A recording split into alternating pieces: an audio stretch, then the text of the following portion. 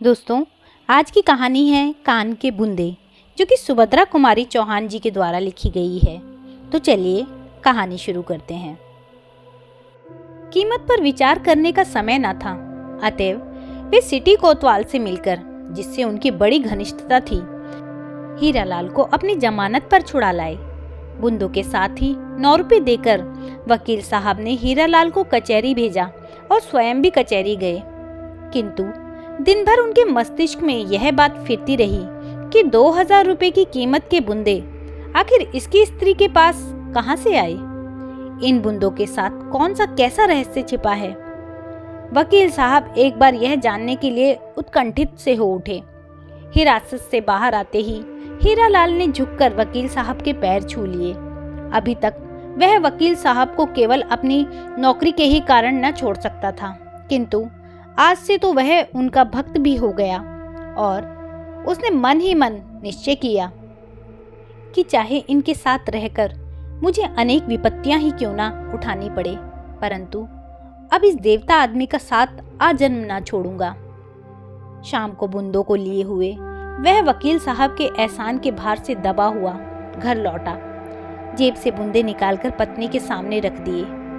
कमला ने उत्सुकता पूर्वक पूछा, क्यों, पसंद नहीं आए? हीरालाल बोला, वाह, पसंद क्यों नहीं आए? इतने अच्छे बूंदे और पसंद नहीं आते? बनने को भी दे दिए गए। कमला बोली, बूंदे बनने को दे दिए? पर मैं तो यह कहना ही भूल गई थी, यह यहाँ के नहीं मद्रास के बने हैं। जब मैं बहुत छोटी थी तब हम लोग बाबू साहब के साथ मद्रास गए थे, वही माँ के लिए बाबू ने इसे खरीदा था। हीरालाल बोला, शायद यही बात हुई होगी। जब सुनारों ने बनाने से इनकार कर दिया होगा, तभी वकील साहब ने लौटाया होगा। हीरालाल ने बूंदों की कीमत के बारे में, अपने पकड़े जाने के बारे में और वकील साहब ने उसे किस तरह छुड़ाया, इस बारे में अपनी स्त्री से कुछ भी ना कहा। शहर में प्लेग का प्रकोप हुआ। सब लोग शहर छोड़ छोड़कर बाहर झोपड़ी बनाकर या बंगलों पर रहने के लिए निकल गए।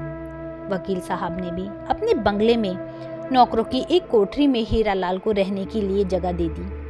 एक ही अहाते में रहते हुए संभवतः 2-3 महीने बीत गए, किंतु वकील साहब की पत्नी हीरा देवी और कमला से किसी प्रकार की जान पहचान न हो सकी। हीरा देवी ने उच्च कोटि की शिक्षा पाई थी। वह संस्कृत के काव्य तीर्थ और अंग्रेजी में बीए थी।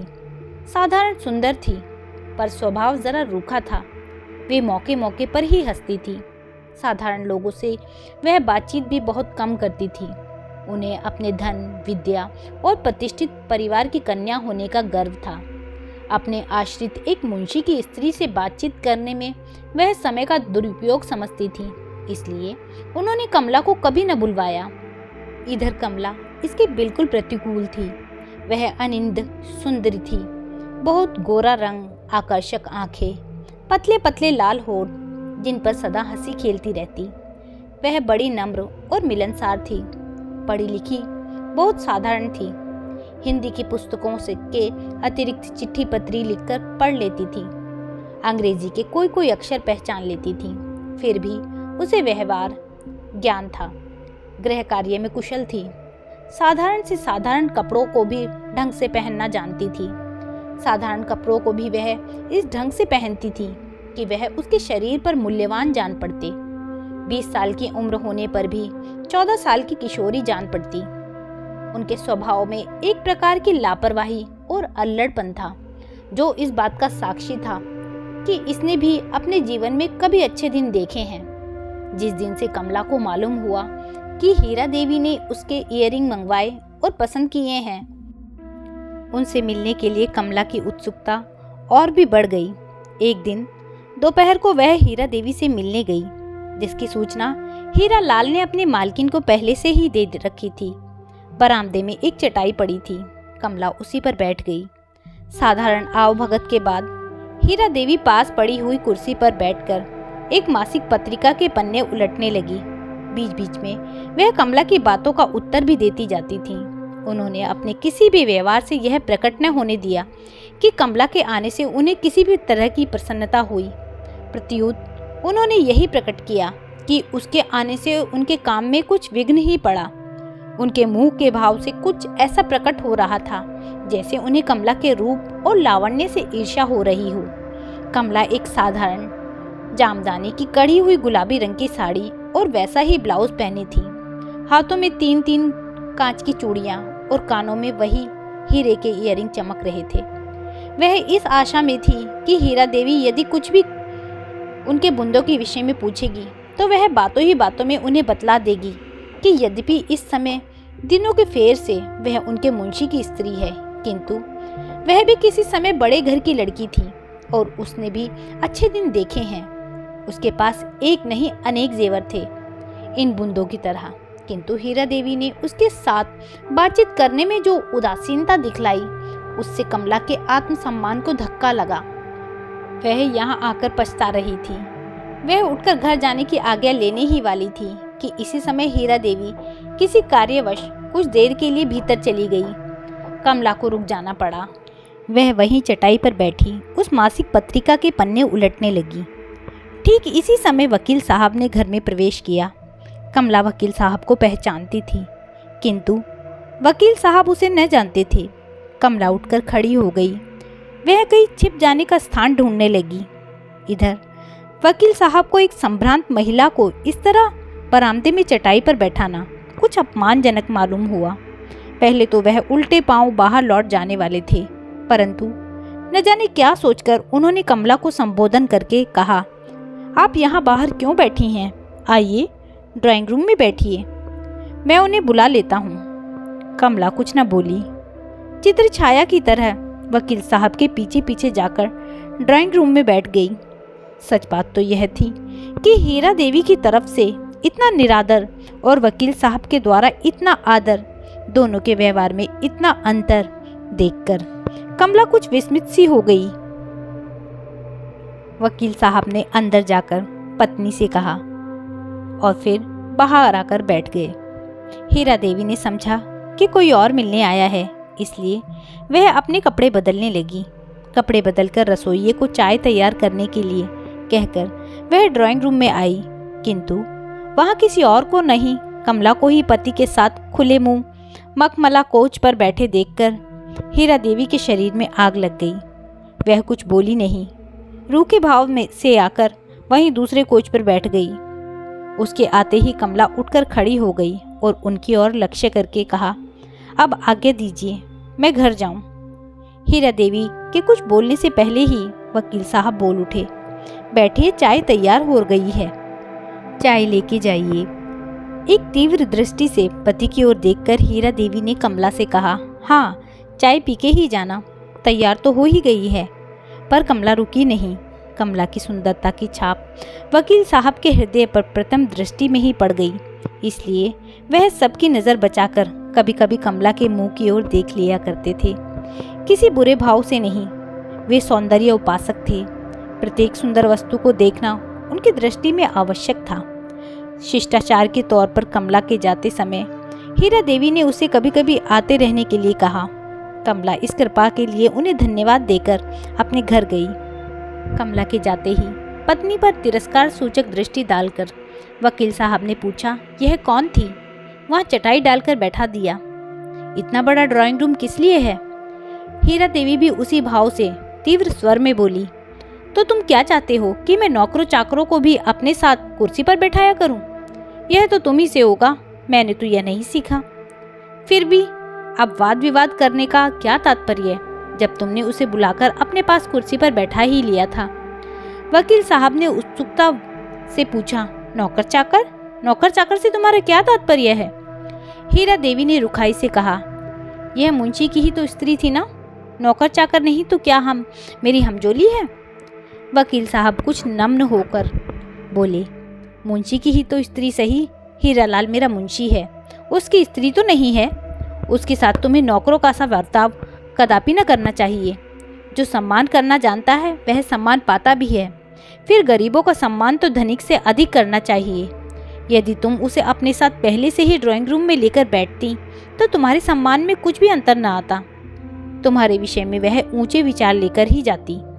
हीरा देवी अब झुंझला उठी, क्यों तंग किए जा रहे हो?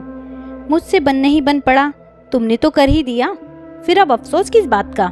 और इतने पर भी संतोष ना हो जाके उसके आंसू पोंछाओ, मुझे कोई शिकायत ना होगी। कहकर हीरा देवी उठकर दूसरे कमरे में चली गई। मेज पर चाय ठंडी हो रही है। उस तरफ न वकील साहब का ध्यान था और न ही हीरा देवी का। हीरा देवी के जाते ही वकील साहब थके हुए से एक कोच पर लेट गए। बात बात पर वह पत्नी से वाद विवाद और तर्क से थक गए थे। विवाह से पहले जब उन्हें मालूम हुआ कि उनकी भावी पत्नी ग्रेजुएट है, संस्कृत में कात्य तीर्थ है, तो उन्हें ना जाने कितनी प्रसन्नता हुई थी। अपनी कल्पना जगत में उन्होंने एक छोटे से सोने के संसार को देखा जिसमें सहयोग से गृहस्थी नंदन वन हो जाती है। इसी सुस्वप्न को देखते देखते वे विवाह के बंधन में बंध गए और उन्होंने अपने भाग्य की सराहना की। मित्रों ने बधाई के पुल बांध दिए। नववधु अधिक सुंदर न थी पर सुशिक्षित थी, इसका वकील साहब को गर्व था। आज उनका गर्व धूल हो चुका था।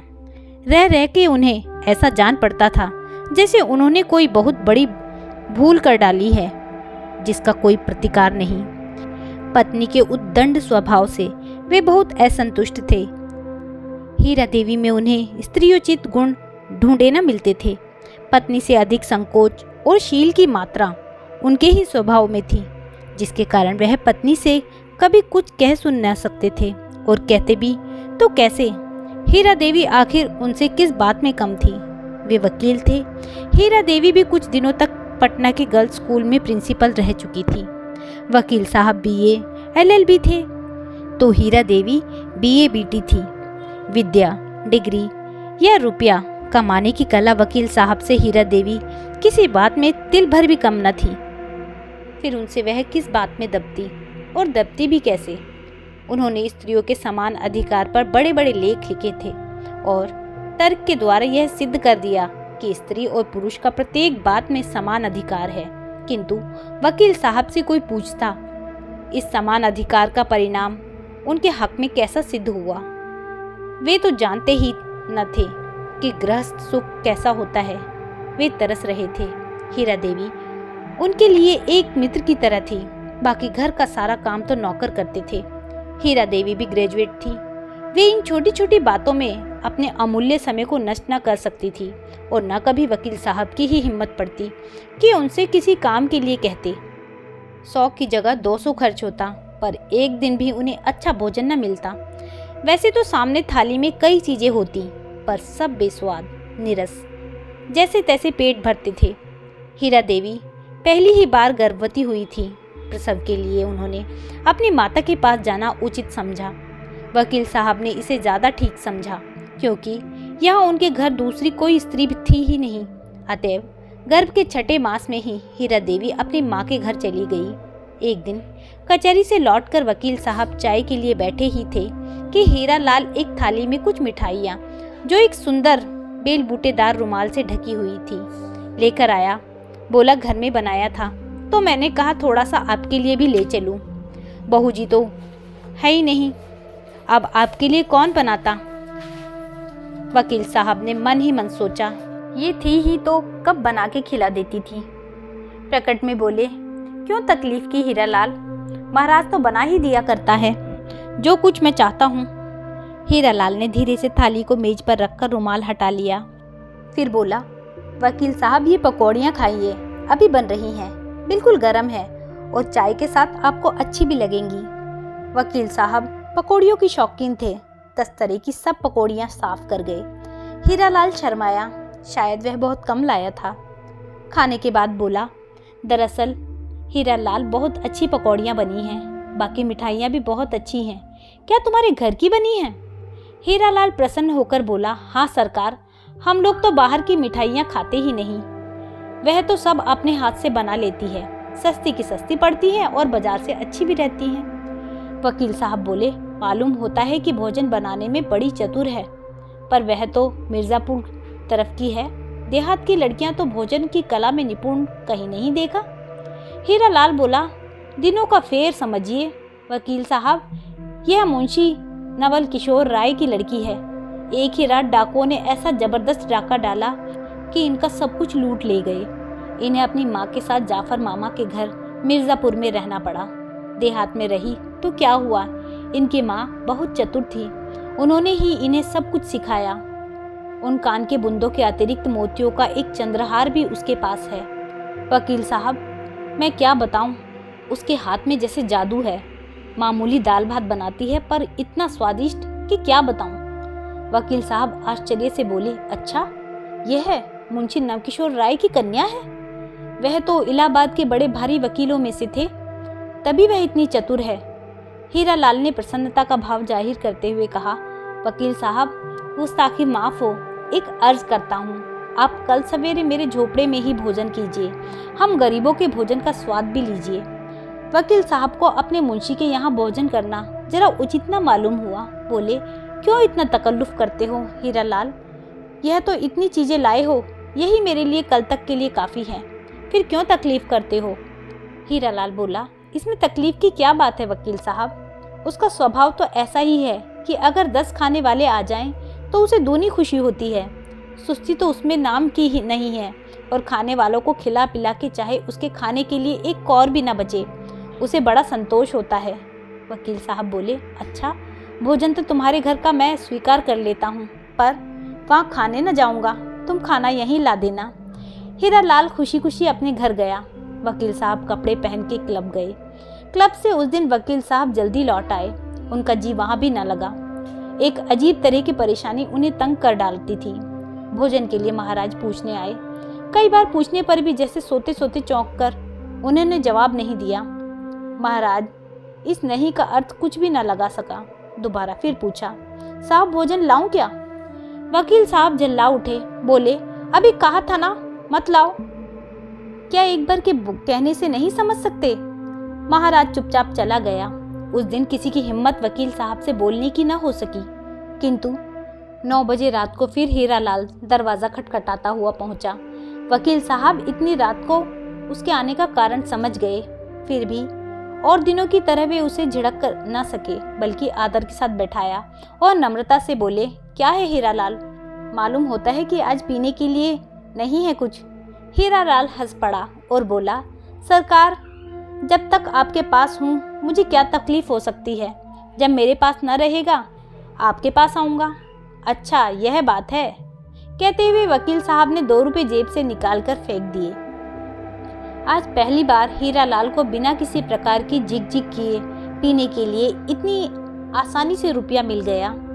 रुपया तो वह सदा ही ले लिया करता था, किंतु घंटों माथापच्ची के बाद वकील साहब के इतने शीघ्र रुपया निकालकर देने का अर्थ उसने लगाया उस दिन की अत्यधिक आमदनी। रुपया उठाते उठाते बोला, मालूम होता है आज खूब आमदनी हुई है।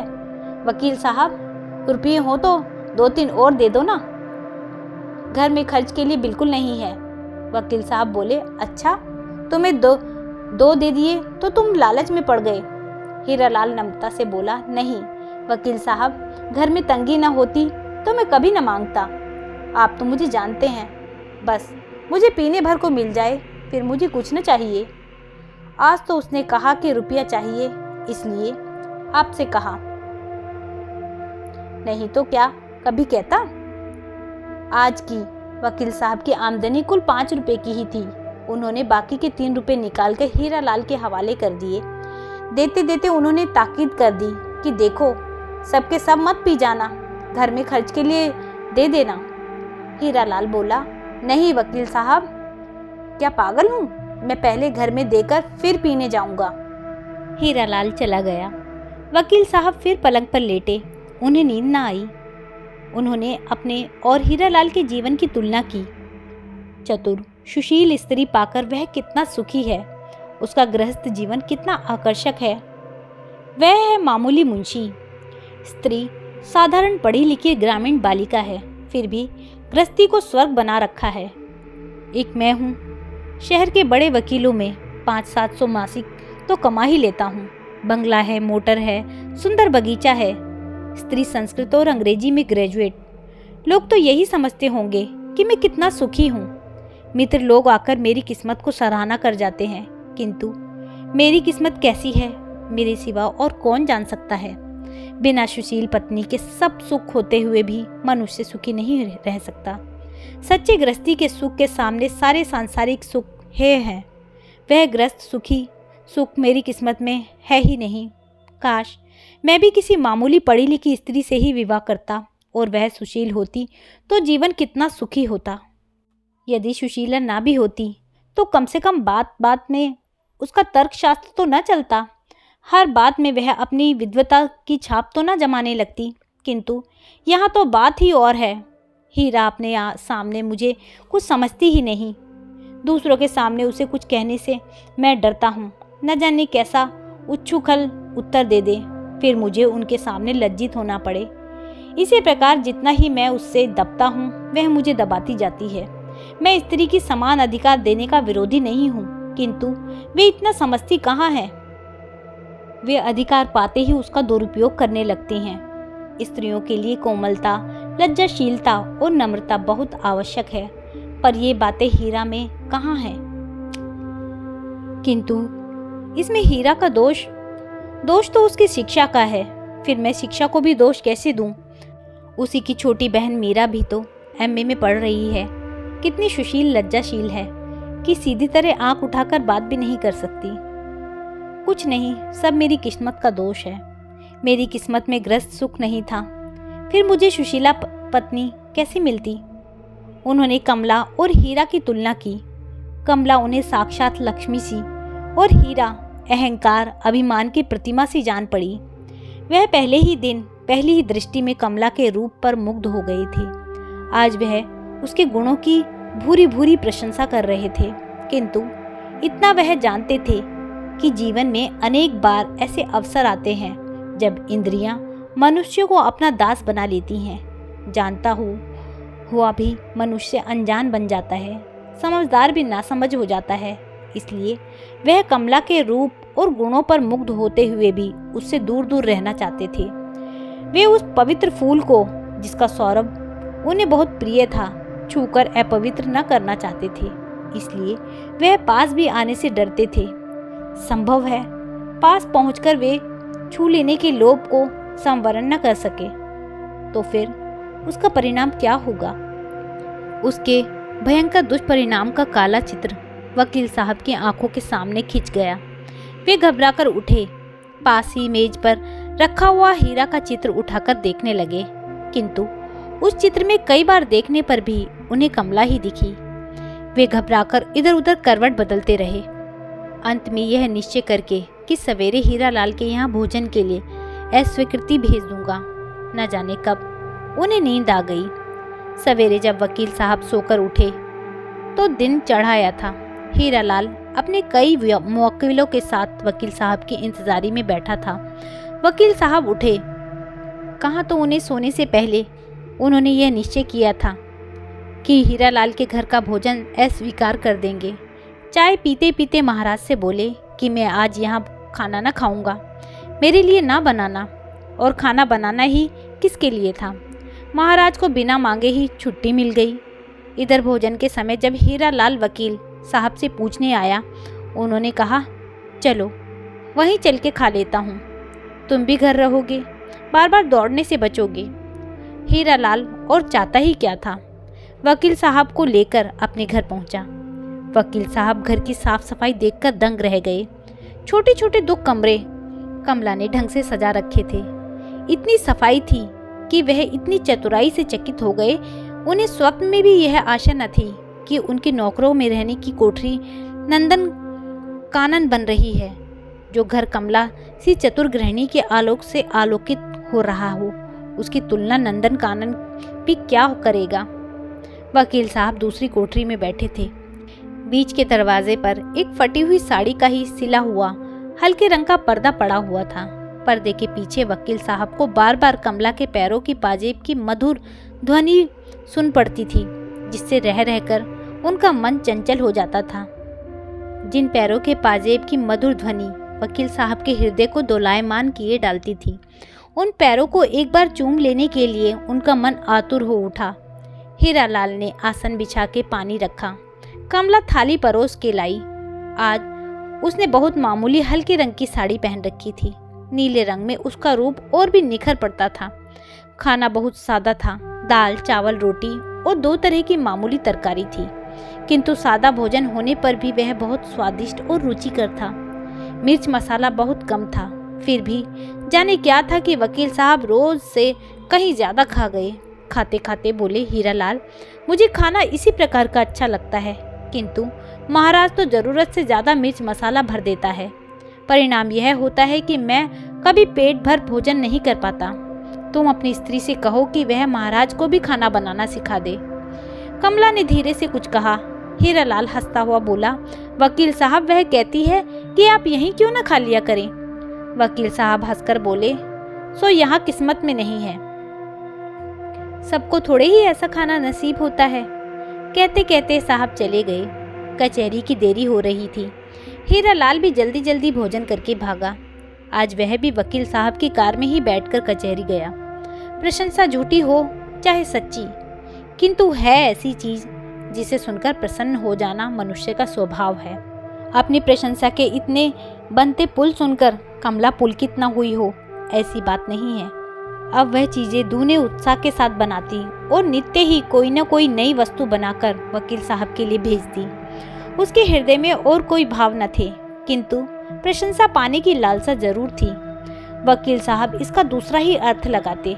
वे बार बार सोचते कि जिस प्रकार मेरे हृदय में उसके लिए प्रेम का सूत्रपात हुआ है, उसी प्रकार कमला के हृदय में भी तो नहीं है। वे सदा इसी चिंता में व्यस्त रहते, किंतु प्रेम प्रकट करने का उन्हें कभी साहस न होता। इसके अतिरिक्त वे विश्वास की जगह अविश्वास को स्थान देकर पतित न होना चाहते थे। वे अपनी इंद्रियों का दमन करके अपनी सच्चरित्रता पर धब्बा न लगने देना चाहते थे, किंतु होनी किसके टाले टली है। इस बार जब वे हीरालाल की तनख्वाह देने लगे तो 10 रुपये के स्थान पर 15 रुपये दिए और कहा, हीरालाल, मेरी आमदनी बढ़ गई है, इसलिए तुम्हारी तनख्वाह भी बढ़ा दी है। इस महीने से तुम्हें 15 रुपये मिला करेंगे। हीरालाल को मुंह मांगी मुराद मिली। खुशी खुशी घर आया। पत्नी के हाथ पर रुपया रखते हुए बोला, कमला, तुम सचमुच लक्ष्मी हो। जिस दिन से तुम आई हो मुझे लाभ ही लाभ हुआ है।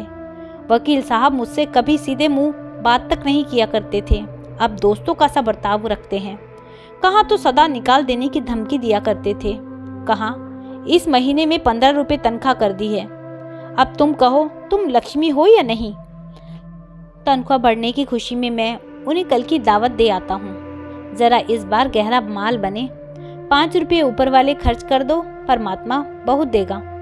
वकील साहब दूसरे दिन हीरालाल के यहाँ खाने आए। आज कमला ने कई तरह की भोजन सामग्री तैयार की थी। हीरालाल थाली परसवाकर वकील साहब के सामने रख ही रहा था कि बाहर से कुछ मुवक्किलों ने आवाज़ दी। हीरालाल कमला से कहकर कि तुम वकील साहब को खिला दो, मैं ज़रा मुवक्किलों को संभाल लूँ, वरना बहक जाएंगे। बाहर चला गया। सामने ही दूसरे वकील का घर था। उसे डर था कि कहीं मुवक्किल दूसरे वकील के घर न चले जाएं। हीरालाल मुवक्किल से बातचीत कर रहा था। कमला वकील साहब को खाना खिला रही थी, बिल्कुल एकांत, और सामने वही वस्तु जिसके वे भक्त थे। वकील साहब कुछ हतप्रभ और चंचल से हो गए।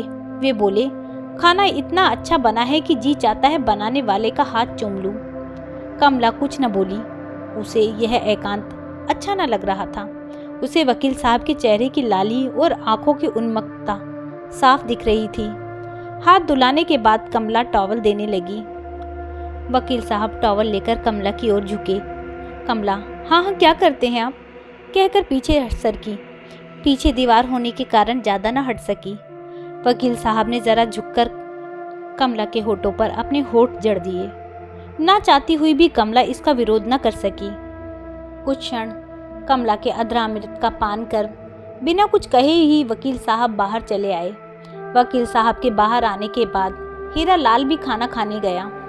आज फिर वकील साहब के साथ हीरालाल को कचहरी जाना पड़ा। हीरालाल के कचहरी जाने पर कमला वकील साहब के कृत्य पर बार बार विचार करती रही।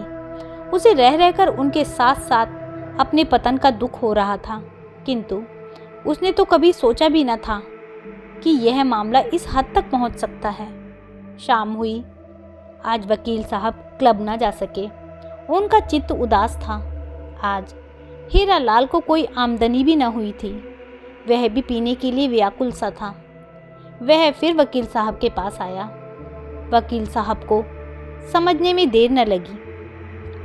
1 रुपया निकालकर उसके हाथ में रख दिया। हीरालाल कलारी की तरफ भागा। वकील साहब धीरे धीरे हीरालाल के घर की ओर गए। जूतों की आवाज़ सुनकर हीरालाल के धोखे में कमला ने उठकर दरवाज़ा खोल दिया।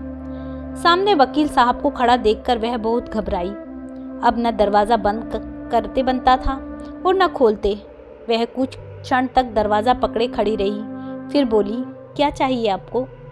वकील साहब रुंधे कंठ से कंपित स्वर में बोले, तुमसे माफ़ी मांगने आया हूँ कमला, ज़रा भीतर बैठ जाने दो, फिर कहता हूँ। कमला दरवाजे से सरक गई। वकील साहब आकर भीतर कुर्सी पर बैठ गए। कहा, मुझे अपने कृत्य पर बड़ा दुख है कमला, तुम मुझसे नाराज़ तो नहीं हो? कमला कातर स्वर में बोली, मैं नाराज़ हूँ या खुश, अब पूछकर क्या होगा? यह तो आपको पहले ही पूछना चाहिए था। फिर भी मैं आपसे पूछती हूँ, आखिर हट से क्या लाभ है? मेरी और आपकी दोनों की जिंदगी बर्बाद हो जाएगी। वैसे आपको तो विशेष क्षति न होगी, किंतु मैं कहीं की न रहूँगी। वकील साहब ने भर्राए स्वर में कहा, कमला, मैं तो पागल हो रहा हूँ। मेरी दवा तुम्हें छोड़कर कोई नहीं कर सकता। वैसे आज तो जो कुछ भूल हो गई उसे तुम क्षमा करो। तुम्हारी इच्छा के विरुद्ध मैं तुम्हें कभी भी हाथ न लगाऊंगा। रही तुम्हारे जीवन बर्बाद होने की बात, सो मैं तुम्हें विश्वास दिलाता हूँ कि मैं हीरालाल को कभी किसी हालत में अलग न करूँगा और तुम्हारा जीवन मेरे जीते जी कभी बर्बाद नहीं हो सकता। कमला ने दीन भाव से पूछा, फिर भी यह कहाँ तक उचित है कि जो आदमी आपका विश्वास करे उसी के साथ अविश्वास करे? कभी इन्हें जरा भी शक हुआ तो मेरे और आपके विषय में क्या सोचेंगे? वकील साहब बोले, कमला, शक होने ही कैसे पाएगा? कहते हुए उठकर पास खड़ी हुई कमला का उन्होंने गाढ़ा आलिंगन कर दिया और उसी शाम उनका पतन हो गया। इस बात से कमला को जो कुछ दुख था वह तो था ही। वकील साहब भी अपने कृत्य से संतुष्ट न थे। न जाने कितने दिन और कितनी रातें उन्होंने बेचैनी से बिताई, किंतु कार्यक्रम उनका ज्यों का त्यों चलता रहा। रोज शाम को हीरालाल जब कलारी जाता, उसी समय वकील साहब अपनी मधुशाला में पहुंचते। यह क्रम महीनों चलता रहा, किंतु हीरालाल कुछ भी न जान सका। धीरे धीरे कमला को गर्भ के लक्षण प्रकट हुए। विवाह को 9 साल हो चुके थे। इतने दिन बाद ही सही, हीरालाल ने उम्मीद छोड़ सी दी थी, किंतु जब उसे मालूम हुआ कि कमला गर्भवती है तो उसे बेहद खुशी हुई। उसने मन ही मन सोचा, वकील साहब के यहाँ लड़का हुआ तो इधर भी ईश्वर ने भेज दिया। इसमें क्या रहस्य है, बेचारा हीरालाल न जानता था।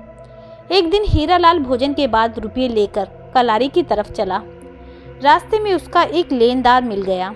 उसे हीरालाल से करीब 10 रुपये लेने थे। हीरालाल को देखते ही उसने 10 तो सीधी सीधी सुनाई और रुपये छीन लिए। अब कलारी जाके हीरालाल करता तो क्या करता? लाचार घर की तरफ लौट पड़ा। घर आकर अपने घर में उसने वकील साहब को बैठा पाया। अपने घर में वकील साहब को देखकर हीरालाल को अचानक उस समय पहुंचा देखकर वकील साहब को आश्चर्य हुआ, किंतु वकील साहब चतुर थे। बोले, क्यों हीरालाल, हमेशा तो मुझे भोजन के लिए पूछा करते थे।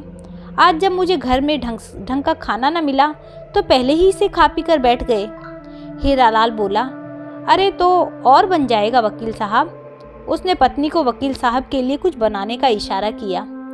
वकील साहब रोकते हुए बोले, नहीं नहीं, अब क्यों तकलीफ देते हो? मैं जानता हूँ तुम लोगों ने खाया पिया ना होता तो मैं भी कुछ खा लेता। फिर कुछ हंसकर बोले, और तुम्हारा क्या हाल है? मालूम होता है आज चढ़ाई नहीं। हीरालाल के हृदय में कुछ आशा का संचार हुआ। इस समय मदिरा से अधिक आकर्षक कोई दूसरी चीज दुनिया में उसकी दृष्टि में न थी। बोला, चढ़ाता कैसे वकील साहब, एक साला लेनदार मिल गया, रुपया ही छीन लिया।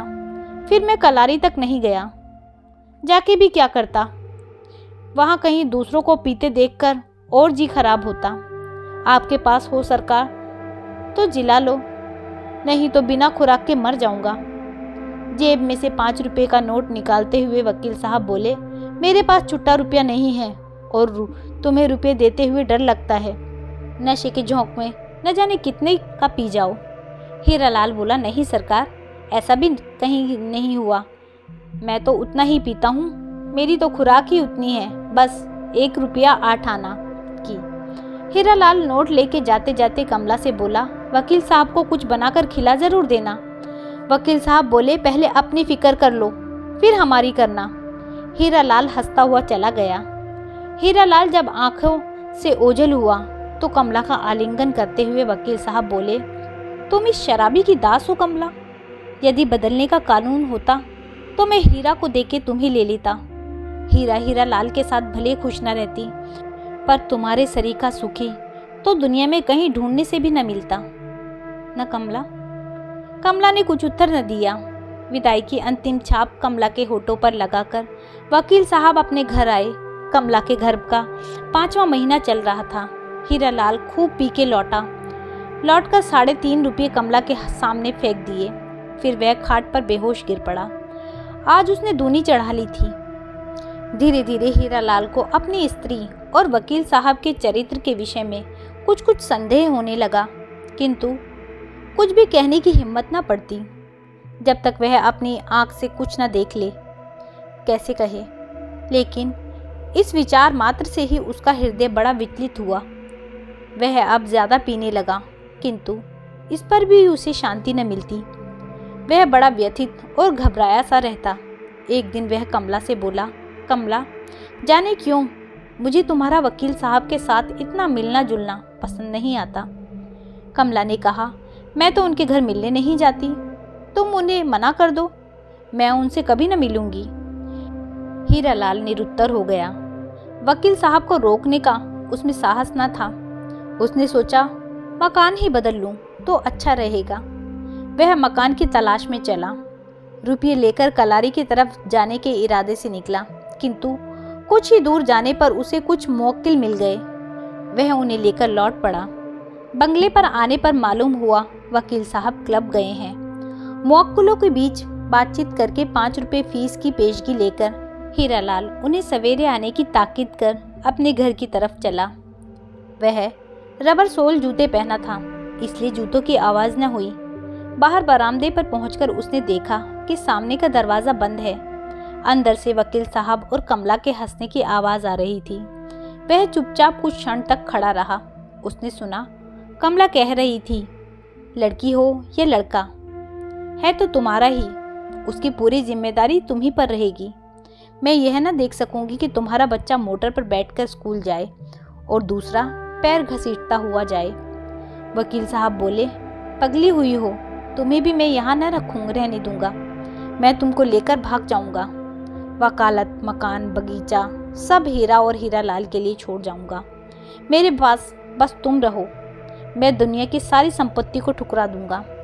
मोटर में अपने बच्चे के लिए साथ रखूंगा। कहीं भी रहूंगा, कमा खाऊंगा। हो ना तैयार इस बात के लिए? कमला हंस पड़ी। हीरालाल अधिक न सुन सका। संताप से वह पागल सा हो रहा था। उसने जोर से एक ठोकर दरवाजे पर लगा दी। दरवाजा अंदर बंद था।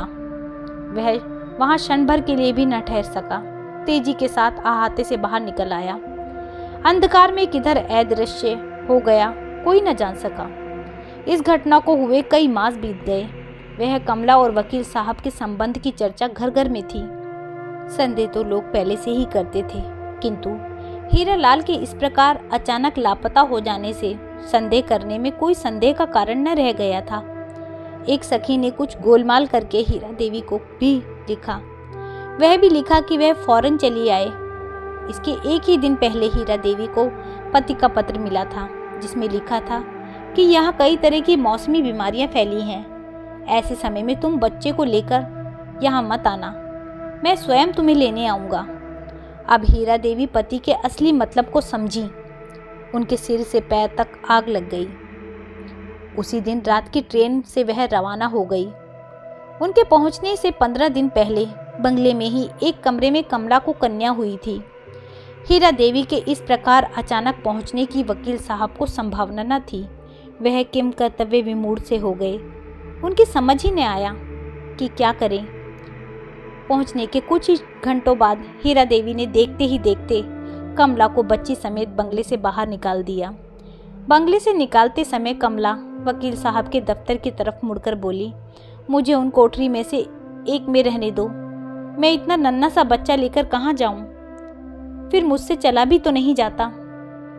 वह अपनी बात पूरी भी न कर पाई कि अचानक हीरा देवी आ गई। डांट के बोली, सीधी निकल जाओ, मेरी इच्छा के विरुद्ध तुम इस अहाते में पैर भी नहीं रख सकती।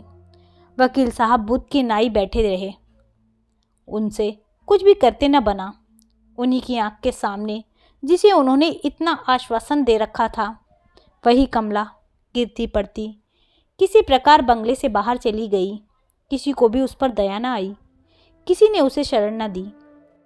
अपने पाप के फल को हृदय से लगाए संताप के आंसू बहाती हुई कमला निरुद्देश्य भाव से चली जा रही थी।